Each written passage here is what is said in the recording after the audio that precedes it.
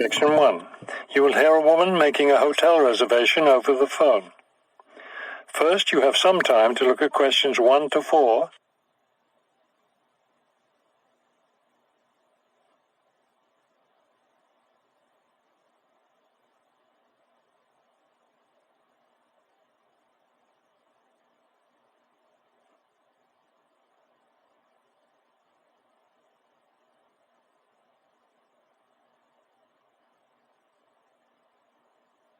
You will see that there is an example that has been done for you.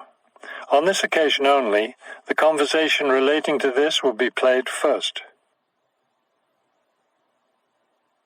Good afternoon, Grandview Hotel. Yes, hello. I'm planning to spend a few days in your city next week, and I'd like to, make a reservation. The man answers the phone. Grandview Hotel, so the word Grandview has been written at the top of the form. Now we shall begin. You should answer the questions as you listen, because you will not hear the recording a second time. Listen carefully and answer questions 1 to 4. Good afternoon, Grandview Hotel. Yes, hello. I'm planning to spend a few days in your city next week, and I'd like to, make a reservation. Of course. When did you want to stay here? Next week, Wednesday night and Thursday night. So that's February 13th and 14th. Yes, that's right. And how many guests will there be? Just me. So, do you have a room available? Yes, we do.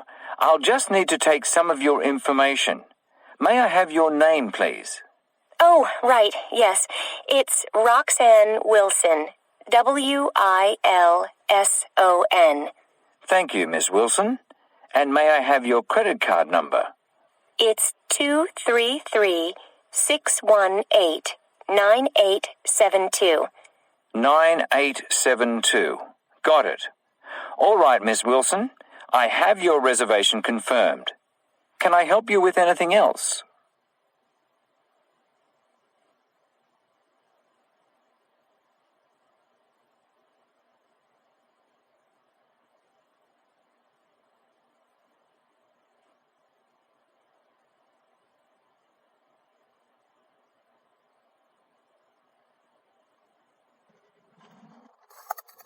Now listen and answer questions 5 to 10. Yes, I was wondering, since I'll have a couple of free hours Friday morning before I leave, is there anything interesting to see close to the hotel? Do you like museums? The art museum's very close by. I love museums, but not art. Can't stand it. I've heard your city has a very interesting science museum, though. Yes, but unfortunately it's closed in the winter. Are you interested in shopping? Sure, I love shopping. Are there any good stores nearby? Yes, we have a large shopping mall just 2 bus stops away. You take the bus to Monument Square, and it's just half a block from there. Just look for the post office, and you'll see the mall entrance next to it. Fabulous. What about lunch?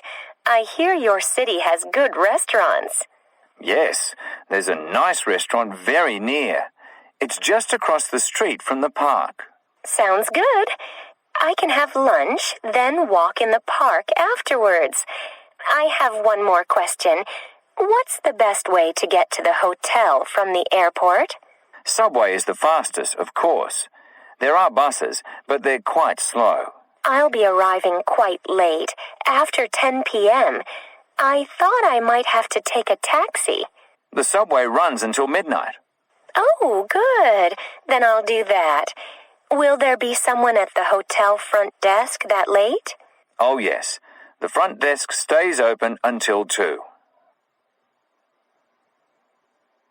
That is the end of section 1. You now have half a minute to check your answers.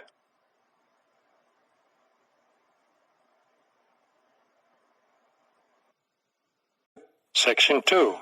You will hear a tour leader giving information about a bus tour. First, you have some time to look at questions 11 to 15.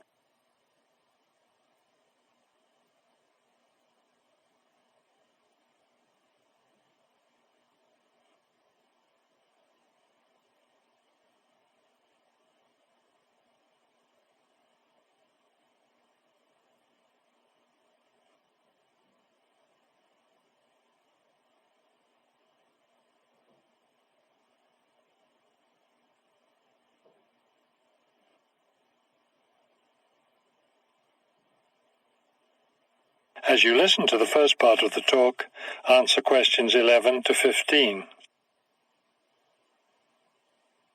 Thank you for choosing City Tours. The reason so many people choose our tours when visiting this city is because you can design your tour to suit your own interests. Your all-day pass entitles you to board our bus at any stop and stay as long as you like at each place. The all-day bus pass costs $18 for adults. Children between the ages of 5 and 12 pay half the adult fare, and children under 5 ride for free. Our buses run every hour on the half hour, starting at 8:30 a.m. Our most popular tour is the Centre City Tour, which goes to all the major attractions in the centre of the city. From the starting point here at the tour bus office, the bus goes to the first stop, Hill Park. As you may guess, this park is located at the top of a small hill. The next stop is the fishing docks. Following that, the bus goes on to the third stop, Bay Bridge, located at the foot of the bridge which crosses the bay. The fourth stop is in the shopping district. Then the fifth and last stop is at Green Street.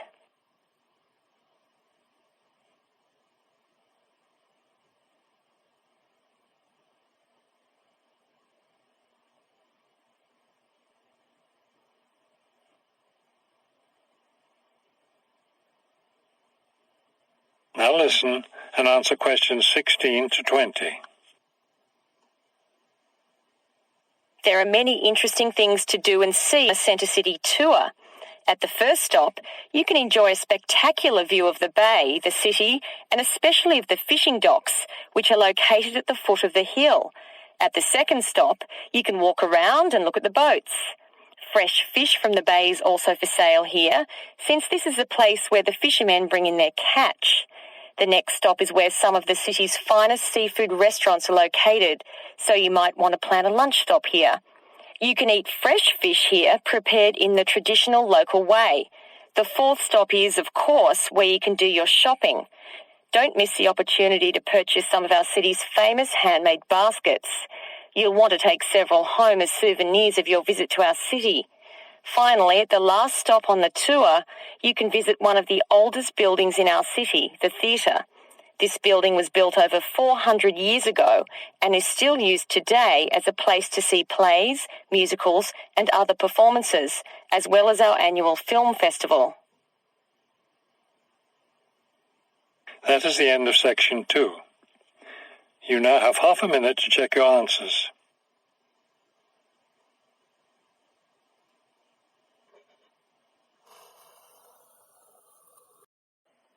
Part 3. You will hear a conversation between two students planning a research project. First, you have some time to look at questions 21 to 23.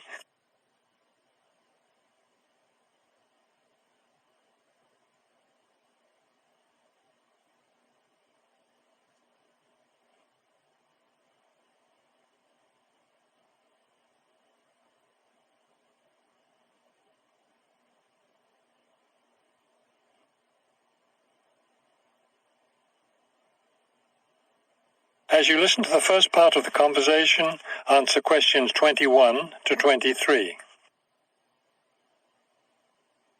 We'd better start planning our research project because we don't have much time left before it's due. I know, only 3 more weeks. Is that all? I thought we had more time than that. Well, let's get to work then. Okay, so we agreed we're going to be shoppers about their spending habits. Did we decide to conduct our interviews at the department store? We haven't decided anything definitely yet, but I think the shopping mall would be a better place. We'd get more of a variety of shoppers there. Yes, that's a good point. So let's do that. How many interviews did the professor say we had to complete? She said at least 30. That sounds like a lot, doesn't it? Yes, but if we divide it up between the two of us, that's just 15 each. That's not so bad. Before you hear the rest of the conversation, you have some time to look at questions 24 to 30.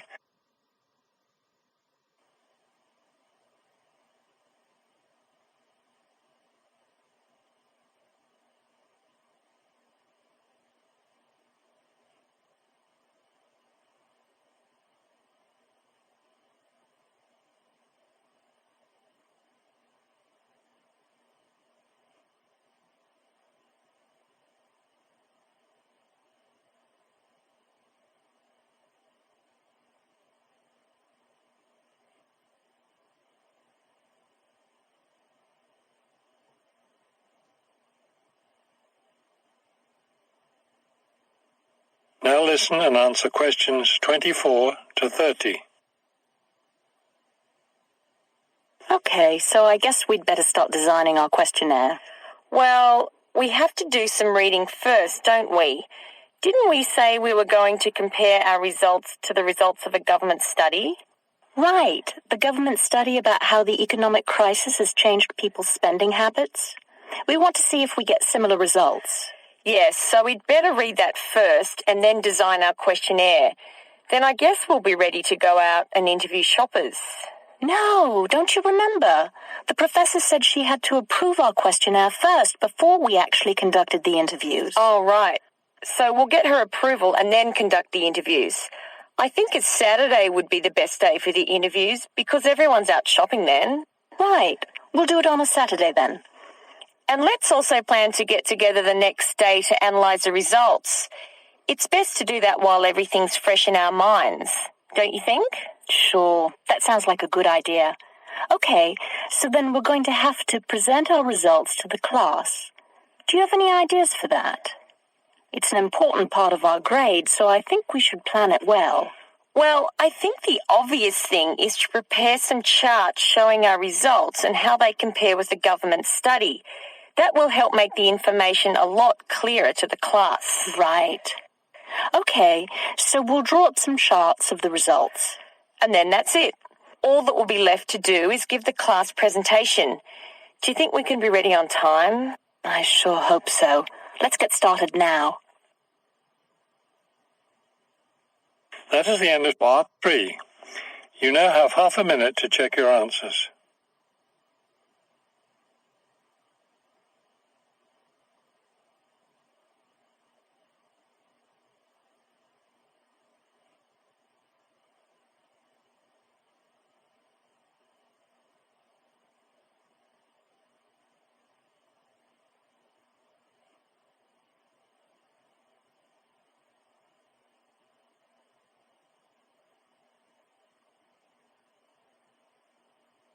Now turn to part 4.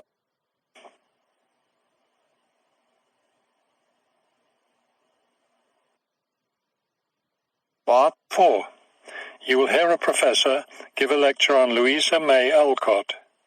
First, you have some time to look at the questions 31 to 40.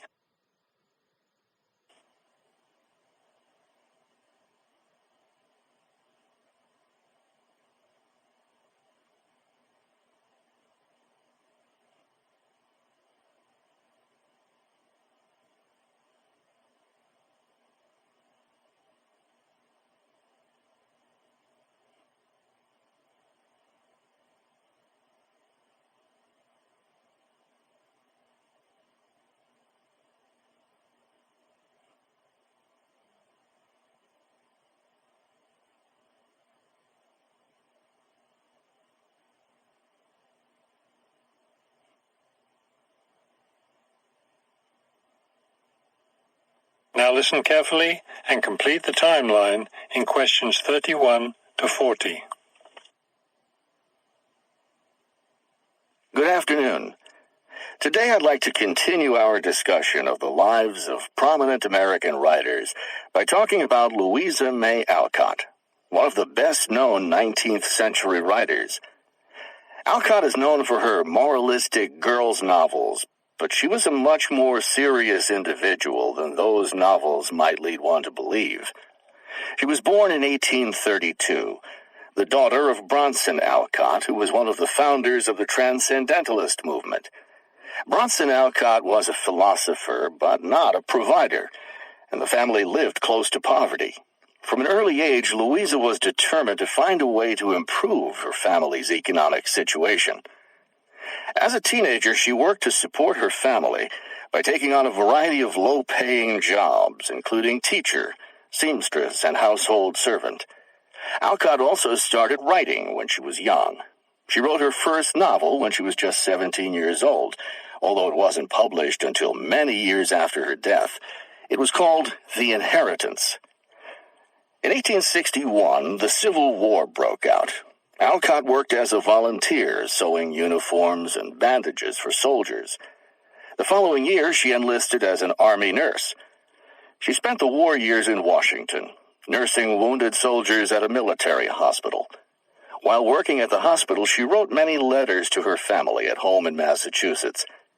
After the war, she turned the letters into a book, which was published under the title Hospital Sketches. She also wrote numerous romantic stories, which she sold to magazines. Around this same time, she was offered the opportunity to travel to Europe as the companion to an invalid. When she returned home from Europe in 1866, she found her family still in financial difficulty and in need of money, so she went back to writing. Her big break came in 1868, with the publication of her first novel for girls, Little Women. The novel achieved instant success, and the public wanted more. From then on, Alcott supported herself and her family by writing novels for girls. It wasn't the writing she had dreamed of doing, but it earned her a good income. Alcott took care of her family for the rest of her life. In 1878, her youngest sister May got married. A year later, May died after giving birth to a daughter. Louisa Alcott raised her sister's orphaned child. In 1882, Bronson Alcott suffered a stroke. Soon after that, Louisa Alcott set up a house for him, her niece, her sister Anna, and Anna's 2 sons in Boston. Her mother was no longer living by this time. Alcott was still writing novels for girls, including 2 sequels to Little Women, Little Men and Joe's Boys. The latter was published in 1886. Louisa Alcott had suffered poor health ever since she contracted typhoid fever while working as a war nurse. She died in March of 1888, at the age of 55. She was buried in Concord, Massachusetts. That is the end of Part 4. You now have half a minute to check your answers.